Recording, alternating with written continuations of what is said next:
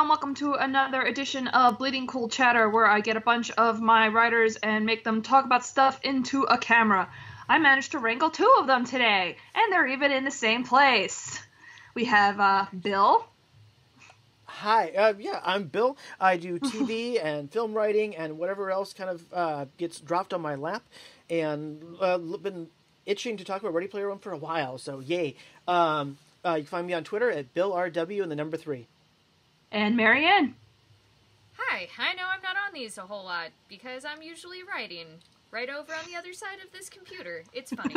I do film and TV and all kinds of random news bits, and Ready Player One's one of my favorite books, so I'm so happy to get to talk about the film adaptation. And I am Kaitlyn Booth, the head film writer here at Bleeding Cool. You can find me on Twitter at Katie's Movies, and I write about film and occasionally TV and go places sometimes. And I've been very anxious to talk about Ready Player One with these two because, as we're going to start off with this, I have not read the book, and you two very much have, is the impression that I have gotten since like the beginning of like last year. Yeah. We've been looking forward to this. We fell into the book about 4 months after it was first published. Ernie Cline, the author of the book, was actually one of my first interviews I ever gave to a real celeb author or otherwise. And now getting to see it come out was really thrilling. And yes, he did write Fanboys before this, which is a fun film, and it's another sort of love story to children of the 80s. And they're great looking forward to Phantom Menace. And as that movie ends, the friends are sitting there in the theater, and one looks at the others and goes, "What happens if it sucks?" And then we got Phantom Menace, and now we have Ready Player One.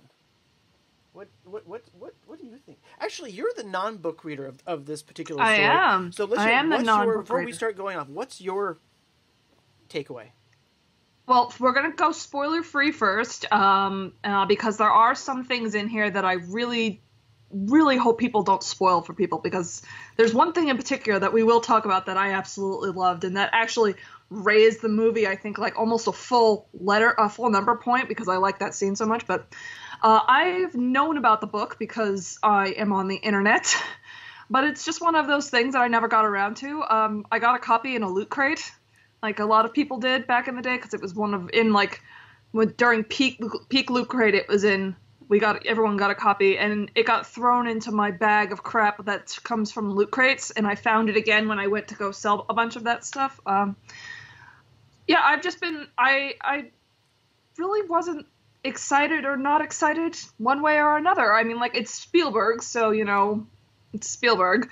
I wasn't worried about objective quality so much as I was worried about it being obnoxious almost, especially with like the Easter eggs and appealing to the nostalgia. And I obviously cared enough that I got to see this at South by Southwest, and I cared enough to sit outside on the sidewalk for 3 hours to get into it because the line was ridiculous. And they had a bunch of people from IO9 running by, which I didn't, IOI at the time, I didn't understand that at the time.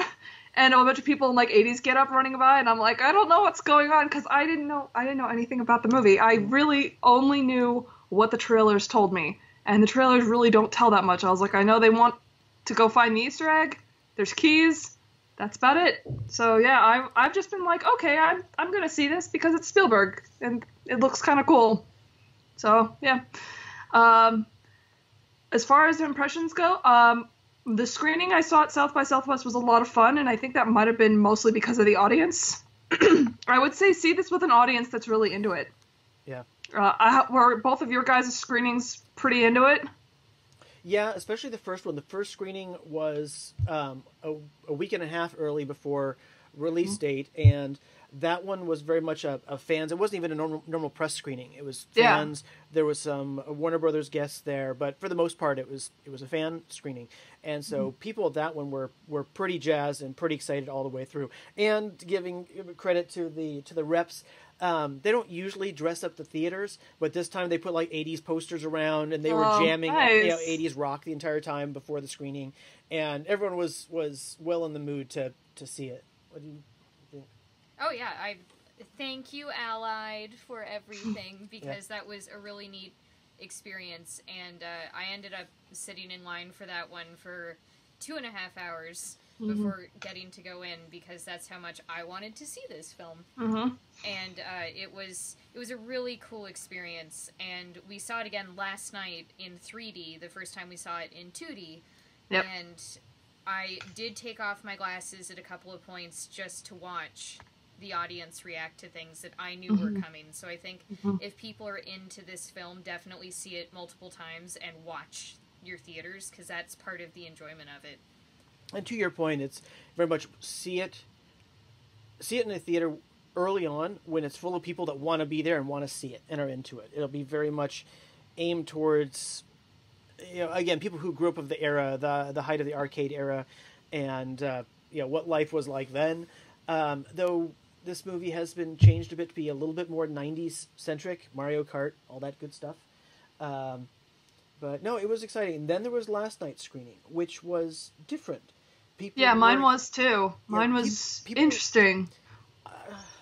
It seems subdued. I mean, there were some... Mine was too. Okay, so it wasn't just mine. Okay, that's interesting. I mean, there were some reactions. There's particular segments of meta movie and movie within movie that people reacted strongly to, and there were some great reactions and screeches and oh wows, but not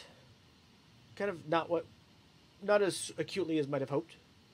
I think my screening of Pacific Rim Uprising had more interaction within the theater than that one did. Now, maybe it was because I was on the upper level of an IMAX theater, and there was a whole bunch of rows behind me, and I probably wouldn't have been able to hear those people anyway. But even just, I mean, we're critics, we still get into it, and I was sitting in the section for the critics, and usually if the critics are into it, they'll express it. I mean, like, during Last Jedi was a critics only screening, and everyone was losing their goddamn minds. Everybody was pretty chill, which I was kind of surprised by. So it was I had two very different experiences when I watched this, which was interesting. But as far as like the movie overall, I think I ended up giving it like an 8.5 out of 10. Nice. Wow.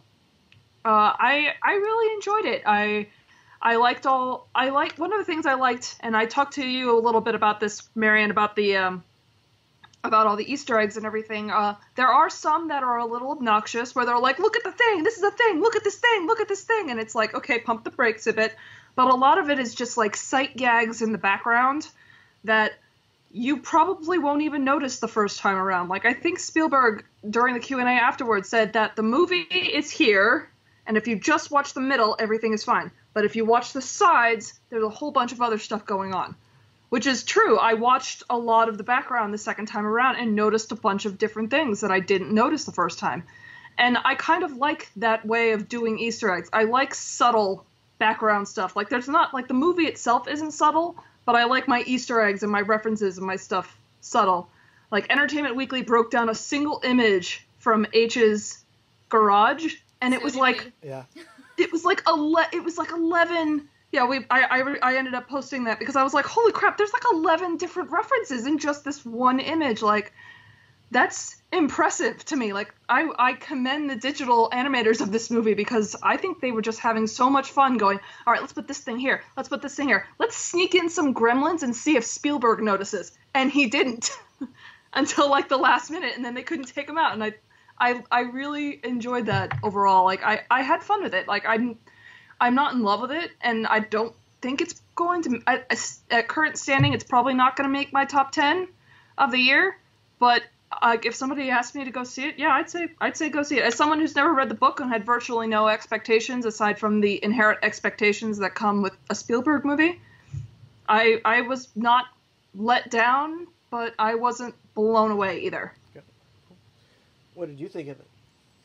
Very similar. I knew going into this film that it wasn't going to be the book, and I cautioned some of my readers. I did a spoiler-free review for another site. I know, another site today, and I cautioned that people who read the book before going into the movie might be doing themselves a disservice. Usually I am very much read the thing first, then go see the film, but in this is like the one time I'll tell people not to do that. I compared it a lot to The Martian, in that there are aspects of the Martian novel by Andy Weir that are not in the adaptation by Sir Ridley Scott. That's not saying that Sir Ridley's adaptation is bad and terrible. It's just saying it's very different. And some of the key elements that I wanted personally from the book to make the story as compelling as it is were not in the film. I enjoyed the film. I did. I liked it more second viewing. Bill said he did not like it as much second viewing, but mine dropped a little bit second viewing. It was mostly because I already knew, again, what I was going into, and so I was able to just let it hit me as it's supposed to, and not me sitting there like this the whole time, just kind of, looking. What did you end up giving it? So I do out of 5, because that gives me, I can do point numbers also, so I gave it a 3.5, and the reason why it's so low is because I took a lot off for what I felt was poor performance from Ty Sheridan. And I liked him more in the digital realm than I did in the real world, and maybe that's by design, and I said that in my review, that is quite possibly all completely on purpose, but that was my personal feel of it. And also, I took off half a point for Ben Mendelsohn's fake teeth. Because I love him. And those chiclets... I know you do. Those chiclets, man, they are really distracting. And when you guys see it, you will understand what I mean. Oh, great. Something I can never unsee. I'm so excited. Now I think I have to generally say that, I didn't watch, or I had never read Dark Tower. And I went to see the movie, and it was fine. It was what it was. I kind of would like to. It was a TV series, probably more, but but the book readers were losing their minds about it's out of order, they were. it's out of sequence, and where's the rest of the movie. Now I get their fury. Their fury. However, before we started this recording, we talked about a thing at the end of really the first chapter of the book, Ready Player One, and it's where Wade.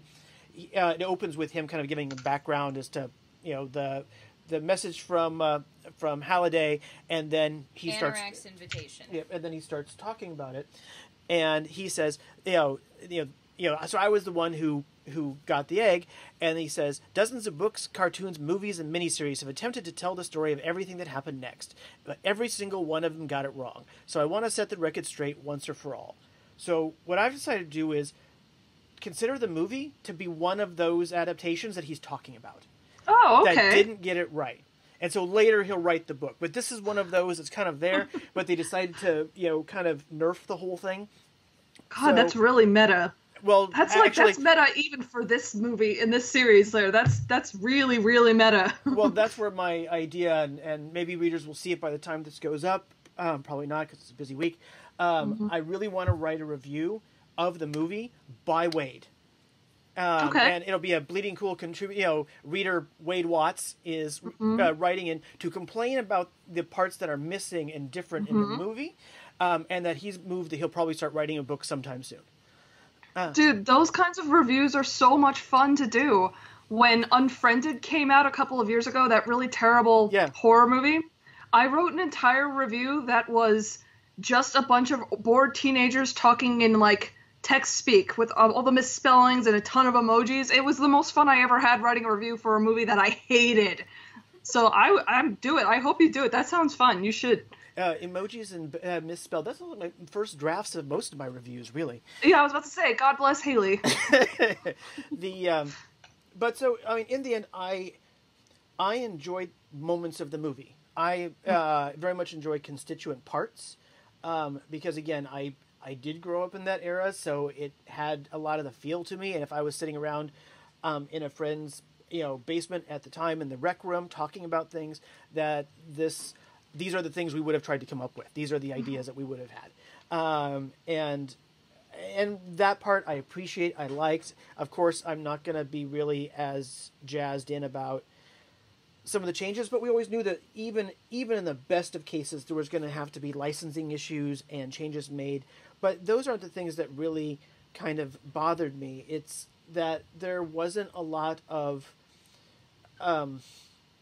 It kind of was more made into almost a straight romance in a lot of ways, which there's that. I mean, he's got a crush on her in the book as well, same thing, but I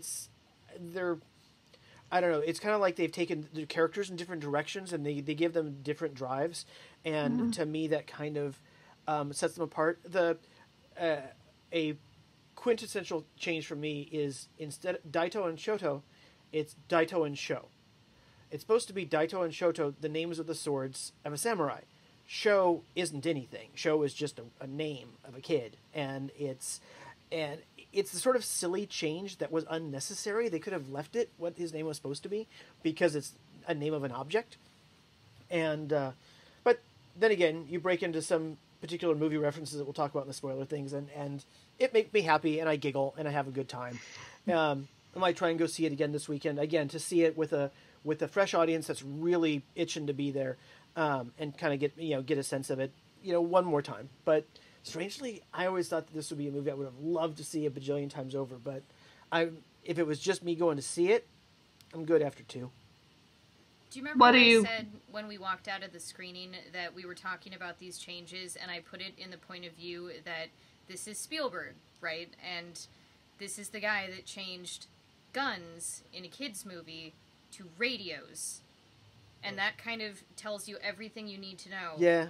If you are That's someone true. who is familiar with the book going into this film, just remember that one thing. Okay, you'll have to elaborate on that in spoilers. Well, yeah. Bill, have you come to a number grade yet? It'll probably be a 6, 5, or a 7. Really? For me, what's funny is as I'll go into a review and I'll set the little ratings block at the bottom, right at the very beginning, and then I'll start to write. And very often, as I go, I'll see what I've been writing, and I'll go back and revise the number, kind of as I go, just because I'll be talking myself in or out of that number. Has Haley ever sent you a message going, so you wrote your review, you've docked it points, but you don't actually say why? Yeah, I've done that. Or why did I give it such... I've had movies before where I've also bitched a whole lot, and she said, "Why did you give it a 7.5 or an 8? Why is it so high when it's so low?" So she's done that a few times. Okay, it's not just me. Yeah, no, it's not just you. So yeah, I mean, folks, I think for me, my summary of it would be: if you've not read the book, you've seen the trailers, and it seems like it'll be a fun time, you're going to get that. If you've read the book, that's the reason the movie is why Wade writes the book. It's because the adaptations have not yet been correct, and hopefully in a couple of years this will come back around, and Starz or someone or Netflix will do a limited run series and can do this over 8 or 9 episodes, because you really do kind of need the length to get all the bits in. I said get the bits in, yes. You said the length to get the bits in. We're grown-ups. Sometime I'm 14. What? It's funny. It's fine. No. I think it's funny. I have... This is one of the most difficult review things I've done yet, and it's because I am so passionate about the source, and I have tried very, very, very hard to recuse myself in that vein and just talk about it as a film. And usually when I do my reviews on the other outlet, it's my level of what I consider a spoiler are things mentioned in the trailer. So I always assume that someone has seen the trailer, and if they haven't, I put the trailer in and say, here, watch this. If not, go read something else. Yeah. But in that respect, I think it is the film that you're promised in the trailers, so credit there. I think the adventure aspect is... It's less than ideal, but it's there. The appeal to a wider audience of gamers, my quote to our rep was something along the lines of, it was a charming, nostalgic adventure for players of all ages. Not necessarily gamers, because there's all kinds of things in here, not just for video game players. And I spotted Hello Kitty on my second review. Yeah, my second viewing. And Marvin the Martian, and Yep. several characters of that ilk, and it's just one of those things where trying to prepare somebody going in, maybe it's not the right word, but just trying to tell somebody, a friend, like, this film is not what you're expecting it to be, but that doesn't mean it's not good. Yeah. Do we want to get into spoilers, or do we have anything else to add to the spoiler-free stuff? I got to interview Zach Penn, the screenwriter, today. I'm not sure Yes, when you I'll did. have that ready to go. He requested that it not go up till after the film opens wide, but it was Because I asked you to talk about the big thing, or one of the bigger things. We did talk about that thing, so it'll be in there, and he is very, very, very proud of this film and this script. He is extremely proud of it. So Good for him. just keep that in mind, too, when you go to see it. Passion project. There is a lot of passion behind it. You can feel that everybody in this production was loving what they were doing, you know. Like I said, I mentioned the Easter eggs and everything. You can just tell that those digital artists were just having the time of their lives. And a movie is always so much more fun when you can feel the passion behind it, when you can tell everybody involved really, really loved it, because Spielberg did not need to do this. He's Steven freaking Spielberg, you know, but he did, because his wife told him to. Yes, No, that's an amazing... There is a story, and you were there when it was told, right? Like, Kate Capshaw, who was Willie Scott in Temple of Doom, who was Spielberg's wife, told him that he needed to make this movie because she was listening to it audiobook while she went running every day for like 3 months or something, and she came home each day and was like, you should really make this film, and he did. We will have the full Q&A from South by Southwest up once the worldwide release date hits, because, again, they cover spoilers, and when Steven Spielberg asked you specifically not to spoil a thing, you listen to Steven Spielberg, and I don't want to piss off Warner Brothers, so... You know, Spielberg is really, for me, is one of two profound extremes. You either get Close Encounters and Saving Private Ryan and Jaws, or you get Temple of Doom, I'm sorry, I hate it, or you nuke the fridge. And it's just kind of like, you know, any hallowedness of Spielberg, when he made Crystal Skull and sat there and went, I'm proud of that, senility is hit. Just remember, again, the thing about Temple of Doom is, even if you hate it, he had to make it to get married. That's the whole point. That is why Temple of Doom was made. So he could meet and fall in love with Kate Capshaw and get married. That's it. And eventually make Ready Player One. Bam! Yes, that's it. See, you're welcome. Kevin Bacon game. All right, now. The reason why we have Ready Player One is because of Temple of Doom. There we go. There you go. Really, that explains That's so your much. That's your headline. That's your headline. It's all Temple of Doom's fault. One way or another, it's all Temple of Doom's fault. That'll be it. Ready Player One review. I blame Temple of Doom. So yeah. Shall we spoilers? I got tables to flip. Yeah, let's get into some spoilers. This will be full spoilers not only for the movie but also for the book. So that's going to be spoilers for this guy. We've already had this discussion about whether or not it's okay for these guys to spoil the book for me. I knew we were going into this discussion. Okay. It's fine. I'll still read it eventually. Bill's, when he's editing this, will come up with a timestamp to tell you exactly when these spoilers start. There's such a good scene in the middle of this movie. Do not watch the rest of this. Go see it first. That middle scene is worth seeing this movie for it's just by itself, in my opinion. I loved it that much. All right, everybody. We're just going to start in spoilers. In 5, 4, 3, 2, 1. What's your favorite scene? The fucking Shining bit. Yeah. It was so good. My audience lost their damn minds. Plus, when you're going into the theater and then they open the door and then they realize, shit, it's the Overlook. It's the lobby. And then H is standing there and the ball rolls and everyone was just like, oh. And he's like, hi lady. Hi, naked lady. Oh my god. It was so good. I could not believe that was the movie they went for. Yeah. That's such a good one to go for. Like, in retrospect, I'm just like, how do they get away with that blood elevator scene and still get a PG-13? Like, is that not an R? Like, my god. They'll just say it's transmission fluid. You know, send it to the ratings board and call it good. But yeah, to get the second key, they go into The Shining, and it is amazing. It is absolutely incredible. So, as a delta from the books, to give an idea, in the book it's 3 keys and 3 gates. So right there, they actually cut the whole story in half. So after you get a key, you then have to go and unlock a gate with it, basically. And go through a challenge. And go through. So it's a double fetch quest. Not only do you need to get the key, you also need to get to the gate. Okay, got it. All right, I can kind of see why they did that. But what the fun part is the gate is what we realize after the bronze key, brass key. First key, copper key. I'm remembering. Open the copper. They get to the copper key. They go to the next stage, and they open it up, and it's in Halliday's room, and there's a War Games poster on the wall, and they open it up, and he jumps through, and all of a sudden he finds himself in War Games. Inside the body, and what happens of Matthew Broderick. And the way that you have to play it is he has to reproduce and go through all the lines and all the instructions and everything that Broderick did in the movie to complete it. Oh, okay. So he has to know this movie so well that he's got it memorized. Yep. Oh, okay. So you have to do that, and so they do that 3 separate times. What are the 3 movies? It's War Games. I remember the last one. What's the middle one? Holy Grail.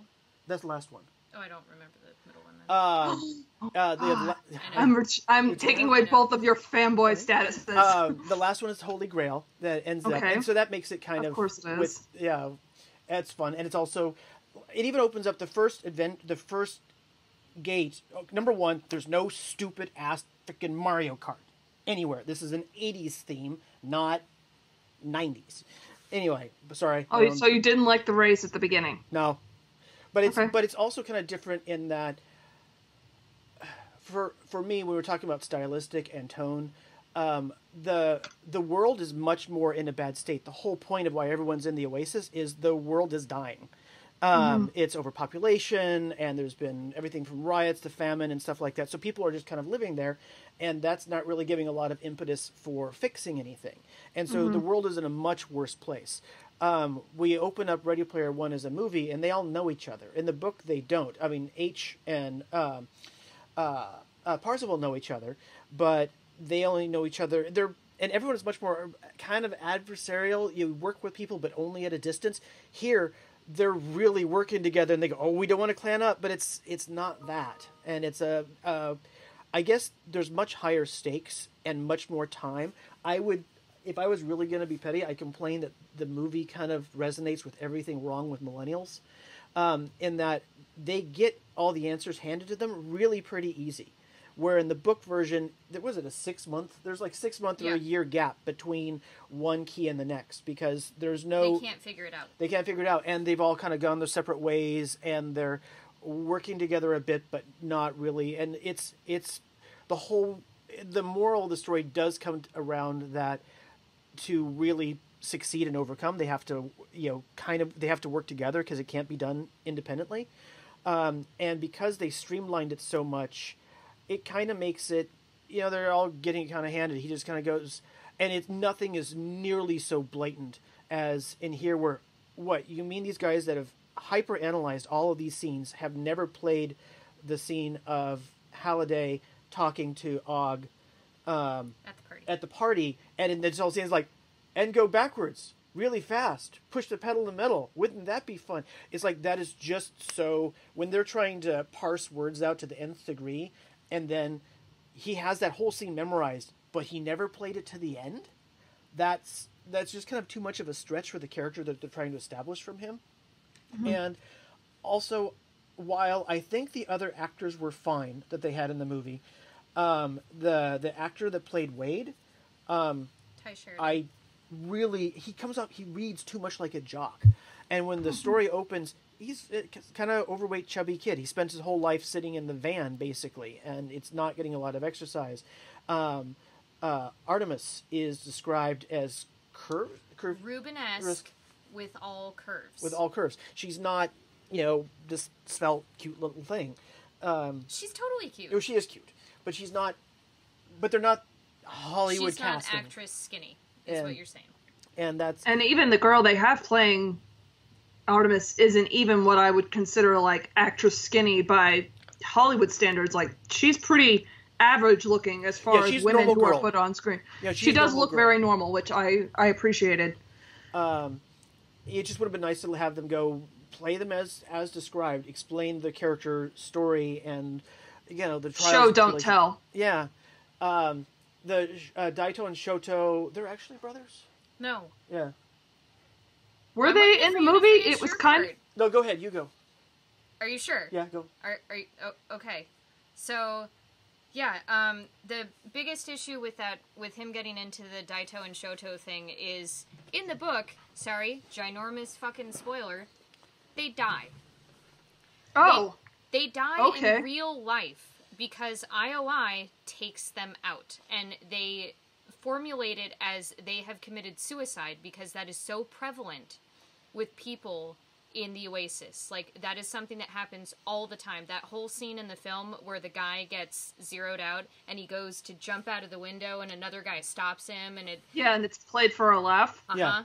And they do it... No, this happens a lot. It's real. I didn't think that was... I thought that was actually one of my issues with the movie. I was like, there's nothing funny about that. We just saw a guy lose everything. And that's... Oh, yeah. I didn't like that. That bothered me a lot. Like, I did not understand why people laughed at that at all. Well, I did really like kind of how, if they did it, they did it with an Asian actor in that setting, because that goes very much to their, culture. Their chronic problem of suicide at the moment. Yeah. But so, yeah, when IOI goes and finds them and kills them, they're just... They take out Daito first, and it becomes a reveal where Shoto then comes to Parzival and tells him that he wasn't really my brother, but we've posed as brothers all this time, and they killed him. They took him out. I was on chat with him. I saw it happen, and they're going to come for the rest of us too. Yeah, and they're not all in the same city. They're scattered around. They're all over the country and world, because Daito and Shoto are both in Asia. Yeah. Okay, I can see why they didn't do that, just because that's pretty dark, especially considering the ages of the characters involved. Well, that's the thing, is they're all supposed to be in high school. They're all in school. Okay. They are in school as all of this is happening, and I really hate that they changed that factor. Like, the very first challenge to get the Copper Key happens on the school planet. There is a whole planet in the Oasis that is just schools. It is copies of high schools, and kids can go and log into the Oasis and do school that way, as opposed to trying to do it... So it's like online schooling, only in the Oasis. Okay, that makes sense, actually, considering the world. In the book is that it helps the students focus more, because the teachers are not held by monetary restrictions, and they can take their students on field trips to ancient Greece and Egypt. And the thing in the book, it's mentioned that, like, last week we went to see Tutankhamun's empire in all its glory, and this week we went to go see Howard Carter open the tomb. Like, things like that. Just really, really cool, nifty ways to utilize the technology. And for those of us that got picked on in school and whatnot, what's compelling about the school, and I would love this would be great, because it's not really homeschooling, because they're still putting on the headsets and they're now at school in a classroom. But if you're being picked on, you just mute them. Or teachers, anything like that, you're locked position forward, so you're watching whatever the teacher's sending out at the time. So you kind of saved from having to be bullied or pushed. If you don't want, you just mute them out and you do your business. But then Wade works out that, hey, there's a spot, and it's a Dungeons and Dragons adventure module that they discover on the school planet. The Tomb of Horrors. Tomb of Horrors, which many of us have played. And that kind of begins this whole quest, and it's while he's trying to solve that one, he first encounters Artemis in real life, or in the Oasis, and it's just that, yes, it's a much darker story, and you've commented that Spielberg has said he won't kill kids. He's pretty much said that he will not kill children in his films anymore. I hate saying anymore, but that's Schindler's List. Which I argued with you last night when we were talking about this, that is not necessarily the same type of killing kids. Yeah, right? So I can understand that. The comparison I was making was to E.T., where in the original E.T., the FBI officers are carrying around guns. But Spielberg went in and removed all the guns and gave the officers radios, walkie-talkies instead. And that is exactly what he did with this film. Mm-hmm. Okay, that makes sense. I can understand why book purists would be mad about that, and honestly, I probably would have been too, but I can see why he did that from, even just watching high schoolers die is still pretty gnarly to watch. How old are they in the books?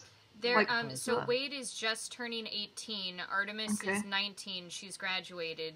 H, also he is of an age with Parzival.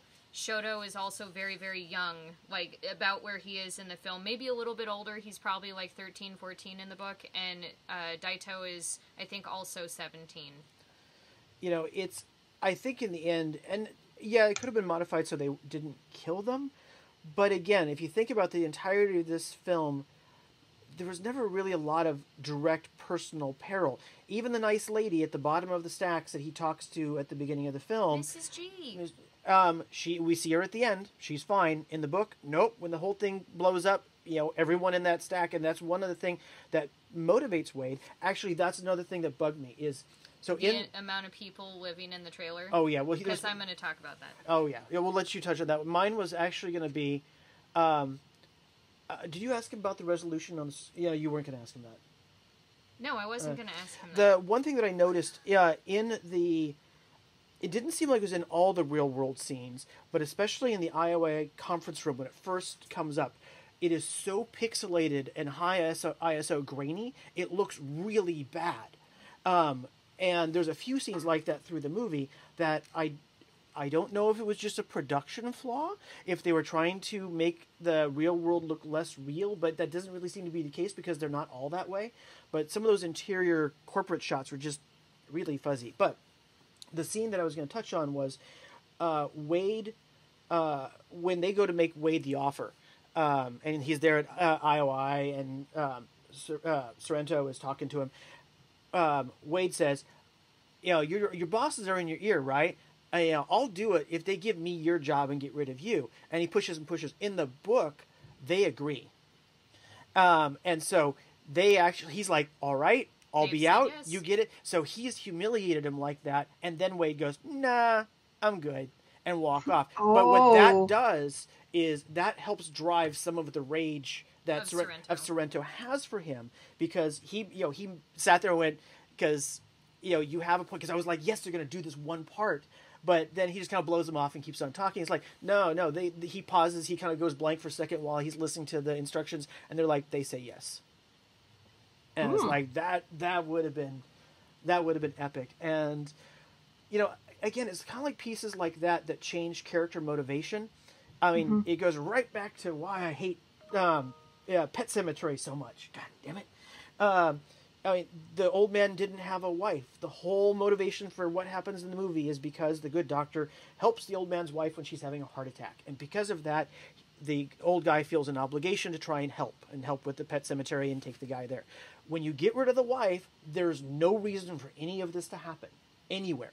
And some of the things in the movie, it's so nerfed that it all happens, but there's not really a lot of danger being felt. There's just Sorrento's just going to get his way and they'll shoo the rest along, and they're going to put monetization up on everything. So that, I don't know. It just didn't feel, the original felt. The stakes didn't feel very high. Yeah. I didn't feel like I understood the stakes from level that I understand that it's very easy. I understood what the movie was telling me, that it's very easy for everybody to lose everything in 1 second. Right. I got that, but as far as like real world personal stakes for the characters, like that whole car chase thing that happened at the end, I was like, what are they trying? Like, why are they trying to run them off the road? Like, you guys obviously have no problem killing these people. Why don't you shoot out the tires? Why doesn't, like, what's her name, Finale? Didn't she shoot H, like, through the window? Like, I was really confused as to why that, like, I understood why it was muted because it was Spielberg, but at the same time, it really made even the real world feel very not like I understood the stakes, but I didn't feel them. They didn't resonate with me as much as they could have. Right. It felt like the moral of the story was log off and spend more time in the real world just 'cause, as opposed to you got to fix the world, otherwise it's going to die. Which maybe is too harsh of a message. But again, I remember seeing some of the things Mariana mentioned about online of people that are haters on it, and it's absolutely true. The book and the story is written for a specific audience. It's of a specific age. It's of gamers and fandom, and it's a nostalgic trip. But it's kind of, I dismissed it. It's purely a nostalgia play, because in any sort of story you have to have context, and this is just a very specific world context. That the more you understand, the more you can kind of appreciate where it's coming from. But he scrambled. Some of it is 80s, others of it is 90s, and so neither side kind of really gets the perspective. You know, what it was like in 86 and 96 are two very different worlds. Oh yeah. Yeah, I was just waiting for you to finish. So the thing with Wade's aunt, he lives with his aunt, right, in this trailer. In the book, there are 15 people living in that trailer. Holy shit. Yep, and there is a mention that they have fewer people living in their trailer than the average trailer. That tells you a little bit more about how bad this universe is, how bad the world has gotten. When he's describing walking out to go to his hideout, he says that, you know, you can kind of see the sun coming through the pollution at the top of the stacks, but when you get to the bottom, it's so dark, it's almost like nuclear winter. And he makes mention of recent mushroom clouds happening over large cities. So things are really, really bad. They are not Technicolor, cheery, still kind of dreary, almost Seattle-esque in shots in the film, where in the book they are straight up Hunger Games, scary, post-apocalyptic, everyone's out for themselves. And I like stories like that because I feel that when the characters do something really interesting and special, it matters. And they truly have a reason for what they're trying to do. And I think that got missed in the film. And that disappointed me a lot. Here's something I'll complain about that's not really related to the book, although it's different in the book. If we think about the battle of the castle at the end, and we have the Halo fighters, they're running down the streets in broad daylight. In the book and stuff like that, they're in their homes, they're in stuff, you know, on their regular Halo rigs. If you're running through an open field next to and you're having to recreate this in real life, and you're doing it next to a street, that's probably not the best idea. Because you're now going to run straight into a wall, straight into a car, and they have all this. I mean, granted, they were doing it so you can have visual of, here's the people doing the real thing, and now we're cutting to here. But for anybody that does stuff with VR and stuff, this makes no sense. So, during Sundance, I did a couple of VR New Frontier things, and I was just in, like, a little box area. Right. And I bam, right into a wall because I was trying to follow a character that was like going behind a corner, and I ran straight into a wall. And I heard someone next to me because there were like 3 of us. Yeah. There were like 3 sections. They had 3 rigs set up in like 3 little areas. I heard the person next to me do the exact same thing. Bam, right into a wall. I'm sorry, I'm laughing. No, it wasn't like a full on like I almost fell over. It was like my foot hit the wall. But anyone who has done VR knows that you are going to run into something if you're doing something. Something I would like to share with you. Would you guys like to know when the sound cut out during my South by Southwest? Yes, when was it? Super curious. It's when the barrier goes down from the castle. Hell, people. So it was like boom, and everyone was like, "Oh, they did the thing like in Last Jedi where they cut the sound, and then the sound doesn't come back." Oh man. And that happened 3 times. And everyone loses their minds. The second gate is Blade Runner. The second gate is Blade Runner. What even? That's someone not ringing? me. It's you. Hold on. Oh, yeah. Becca? Oh, wait. Sorry. That is Why don't you mute your other windows, dear? Sorry. Fail. Yeah, totally.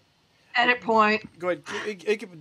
But the audience, I can imagine what they must have, been Oh like. no, they were so. You would expect an audience like that to be really pissed off. And the first time it happened, we were all kind of like, what happened? And then the movie stopped, and they started it again, and the sound died at the exact same time a second time. Wow.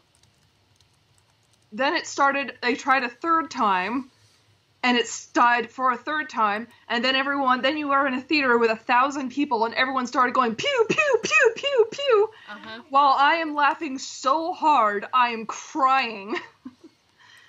And then the person comes out and they're like, we're having some problems. Anybody need to stand up and stretch? Is there a projectionist in the house? That would have been funny. Oh my God. And it was just, I mean, you would expect people to riot, but everybody was really, like, okay. Like, I don't know if they were necessarily okay with it, but once everyone started making the pew, pew, pew noises, I was like, okay, everyone's just kind of, like, accepted this is what it is. I mean, movies are digital now. Right. They can just go back and start again. It's not like it runs on a reel. If it was a reel, they would have been they would have been a serious, serious problem. Right.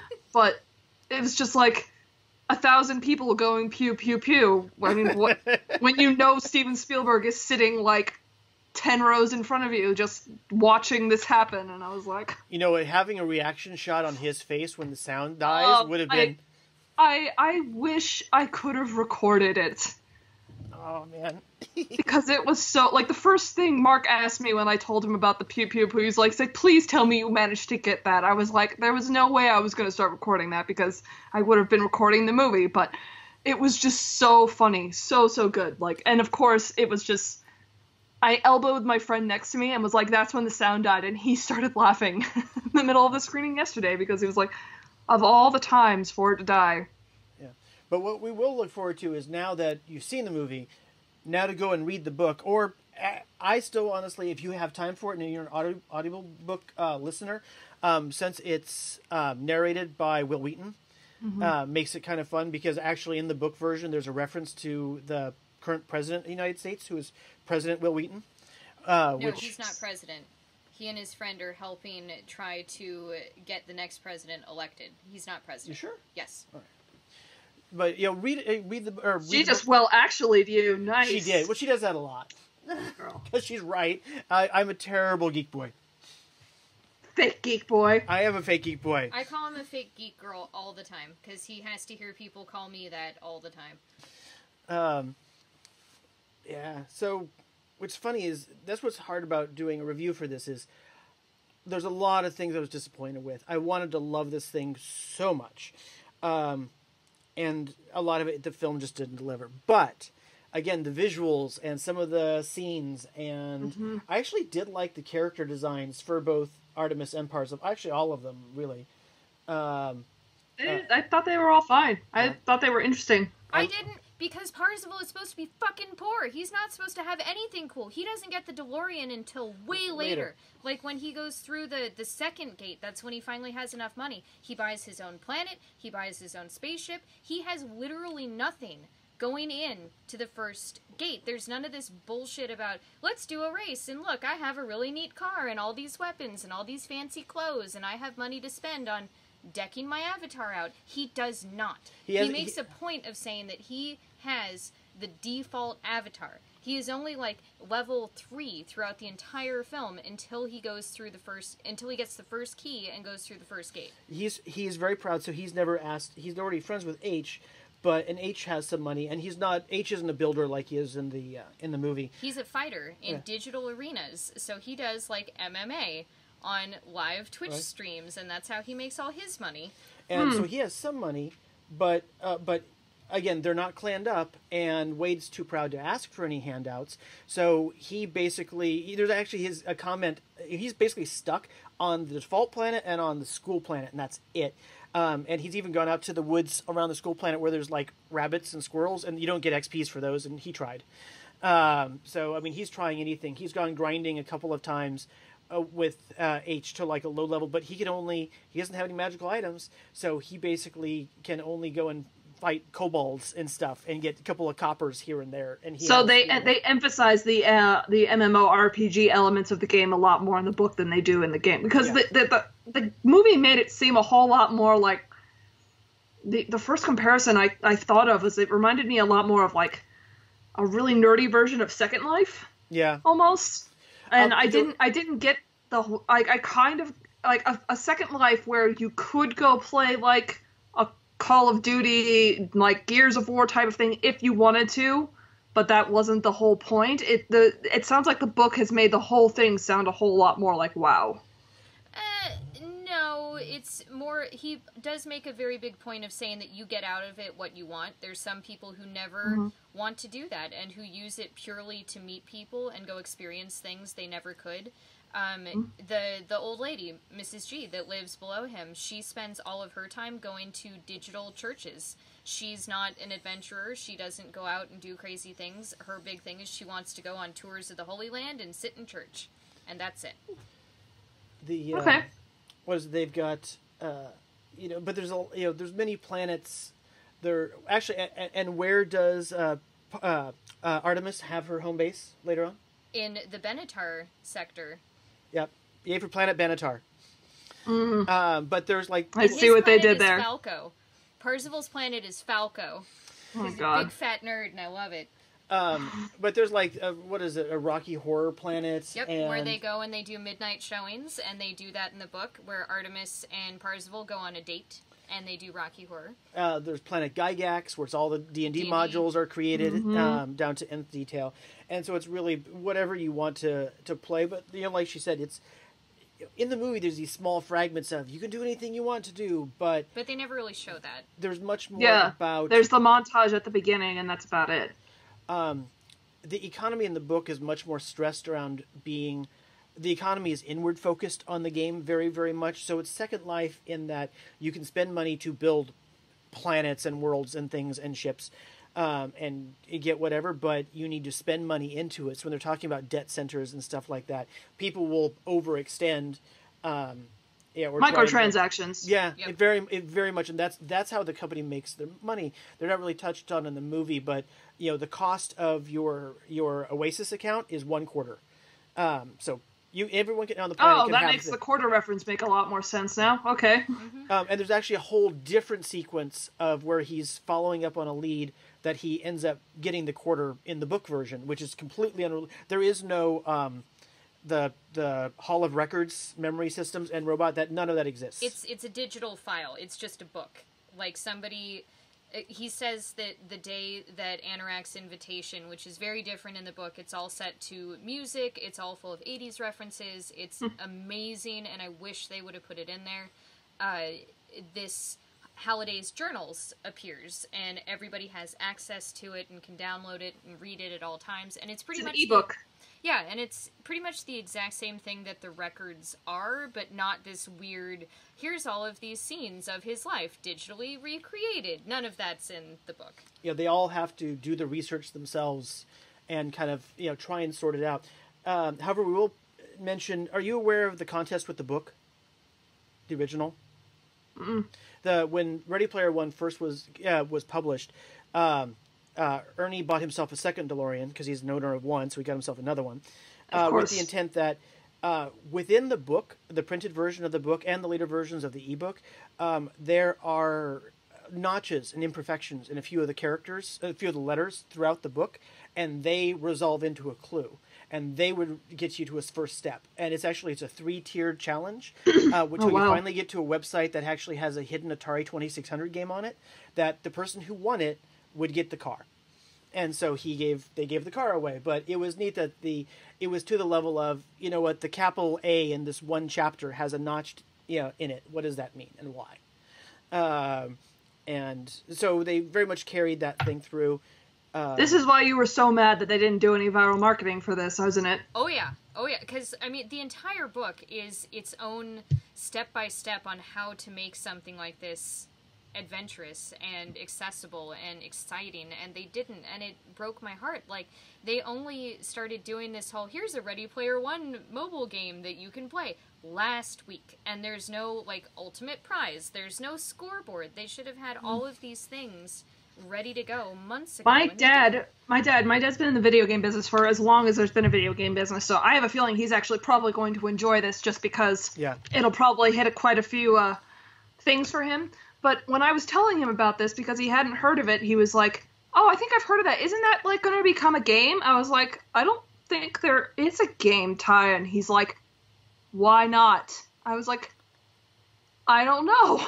That's a good point. There really should be a game tie-in. Like, why isn't there, like, a bunch of VR stuff? Like, there should have been VR stuff at, like, South by Southwest and Sundance and, like, all of these places. Like, there should, like, it seems like such an easy, even if they just did, like, a Where's Waldo game where they take a shot from the big battle and it's like, find Chun-Li.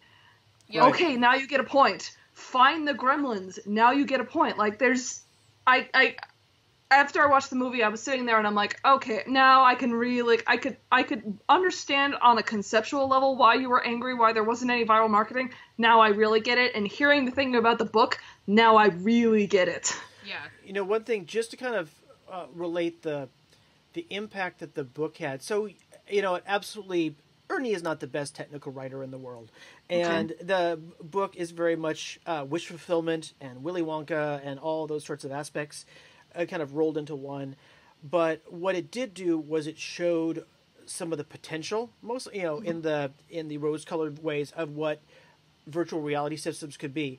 The impoverished schooling have access to education, to exploration, and all this kind of stuff.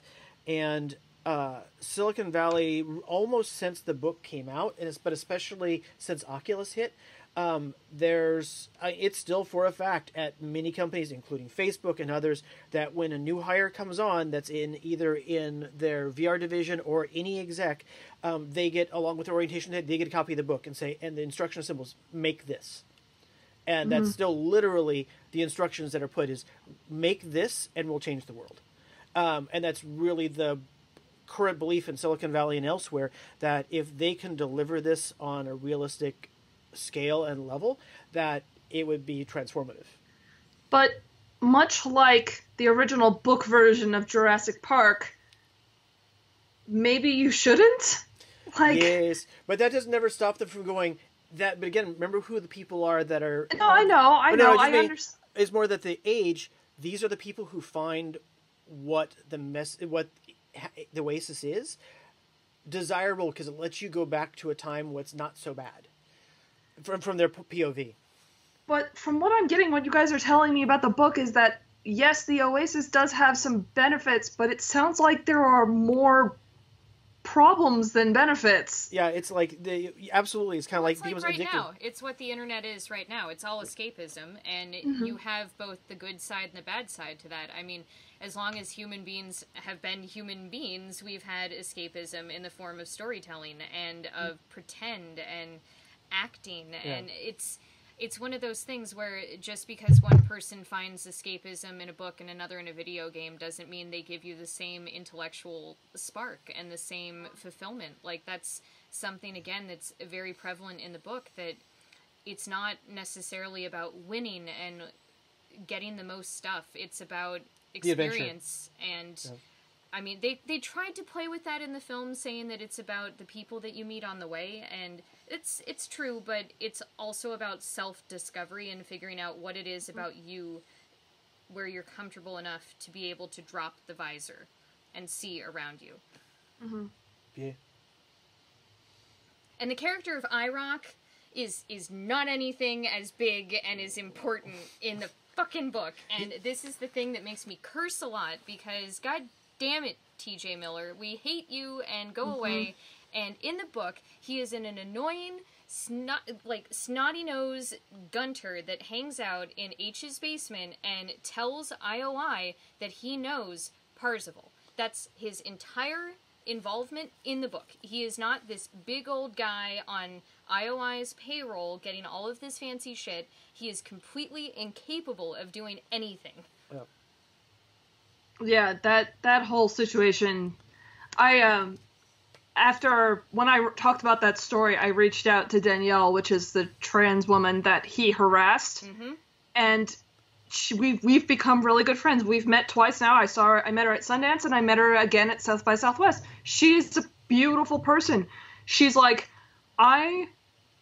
she said she's written as impartial review as she possibly could over at her website of the review, but she said she's about to go into it about why they just didn't recast him, because I assumed when they said they weren't going to recast him that we were going to see him at some point. And you never do. You just see his avatar. There was no reason they couldn't come up with another voice. It was just like, and just have somebody do a similar delivery. There was just, yeah, that's an annoying situation. TJ Miller, you're an asshole. Yep. The one shout out I will give about the film towards the end, though, is, I'm sorry, suddenly to hear The Charm of Making from Excalibur made me happy on such a profound and deep level. I squeed because We both did. It's a good example of, you see things in there. It's like when Mechagodzilla pops up. It's just the thing that got the biggest reaction, which didn't surprise me considering the Gundam, definitely. The Gundam got a big reaction, and I was surprised, and then I wasn't. It was kind of like how when I watched Justice League the first time, when Cyborg said "Booyah," that got a bigger reaction than anything else in the entire movie, and I was like, wait a minute, why is that? Oh, wait, now I know why that's a thing. That makes sense. Okay. So yeah, everyone lost their mind about the Gundam thing. That was the thing that made everyone really excited. Using Chucky as a anti-personnel weapon. Oh, that was good. I liked Chucky. I like some of the effects of you could see the directional of death as people are, dying in line. However, again, but if they were thinking about it, where people are positioned within the game world and where they happen to be standing in the real world is not relevant. But it made for a nice aesthetic. It looked fun. Yeah. It was a show don't tell thing. Yeah. That makes sense. Doesn't make too much sense if you think about it too much. But it still looked really good. You could see the blast radius and you were able to see when Mechagodzilla fell over. You were able to see the imprint of Godzilla falling over on top of all of the IOI guys. And when they set off the bomb, you just saw the wave of everything going through. And is that the same in the book with the bomb that destroys everything? Yeah, it's much more dramatic when it happens because it's the artifact is mentioned like once in passing, and there's not a whole I'm gonna trigger this, I've got this now. It's simply, it just happens. And it's to the point of where they've got the gate. He's walking up to the gate, and then all of a sudden, and then we died. And then we died, and there's no rolling big. It's just everything's dead, and there's no like gold and weapons laying around and stuff like this. And it's not the planet; it's the entire sector. Everything in the sector is immediately killed. And it was impressive. It also wipes out the castle. The castle wasn't there anymore, so he's stuck. But the gate is there. But the gate is at elevation, so the gate's like 1,000 feet up, and he has to get to it. And he has nothing other than his default skin and avatar. He can't fly or anything else. So then you have another problem at hand, because he figures, well, then that means IOI probably has cruisers from the border of the sector that is coming in at warp speed, and now he has to get moving again. And yeah, no, it's definitely there. The battle for the castle, I think, again, it's one of those that for book readers, in your mind's eye, it was very impressive to see on the screen, but in your mind when it's talking about it, and since they have no limitations on licensing rights, it's every giant robot, monster, creature, starfighter, destroyer you've ever thought of is all pitched into that fight, and it is truly epic. But come on, it was really funny to see Krennic walking into Mustafar again. Yeah. I giggled. I did too. A lot. Don't choke on your ambitions. Exactly. It was so great. The only thing that would have made it better is if he was wearing a cape, because it would have been so good. I did like. Surprised he wasn't. Yeah, Sorrento seems like the kind of extra asshole who would wear a cape. No, he just wanted to be Superman. That's all he wanted. He wanted to be Avatar of Superman, who then turns into like angry yellow kryptonite Superman with the glowing eyes, and that made perfect sense. That here's a guy that doesn't know anything about this group of people he's trying to fight, right? So he picks an avatar that is iconic to them, but one that he doesn't really understand, other than they'll think this is badass if I use this one. Though, it's also that struck me out of the book. Thank you. Is that it wouldn't work based on the book's mythology because the rules of the contest also expressly state that no employee of Gregarious Systems is eligible for the contest. And since Sorrento had been an intern, which isn't in the book. Yeah, he's not that. He's a guy that's come up through the ranks, over with the bad guys. And Og is far more important in the book. He is way more important, and he is who comes in and saves Parzival and H and Artemis and brings them to his house to fight the final battle. Oh, okay. Yeah.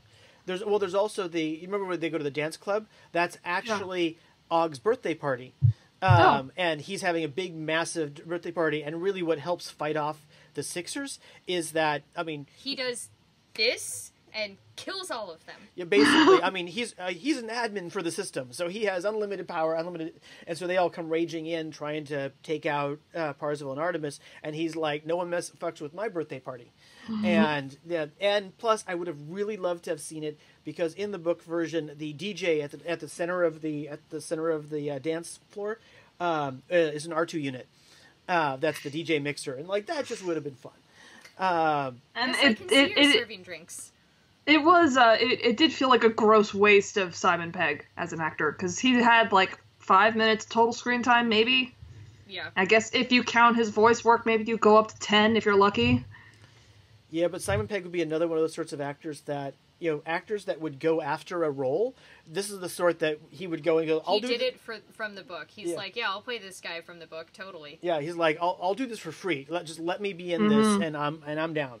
I will say that Mark Rylance's role, his performance as Anorak specifically, was everything I wanted to see on screen. So I can't say that I hated that because I wanted more warmth, maybe, because he is described a little bit more connecting with humans than he is in the film, but I can totally understand why they went that way. But getting to see him there in full Anorak regalia and doing his thing was really cool for me.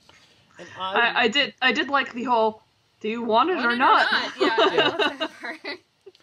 Which, again, it's sort of thing that one can pick apart. So if we just stick with it was fun. It was fine. And maybe that's kind of what bugs me so much is the movie was fine. It should have been great. It wasn't. And that bugs me. But as a point of entertaining evening, go see it. People enjoy it. And besides, it's got mashups of characters that you'll never see on the same screen again. And as I said, I think that Shining scene is worth it. Yeah. Just ticket price alone. Seeing Iron Giant doing his thing and kicking ass in the middle of a battle is, granted him then dying as Terminator.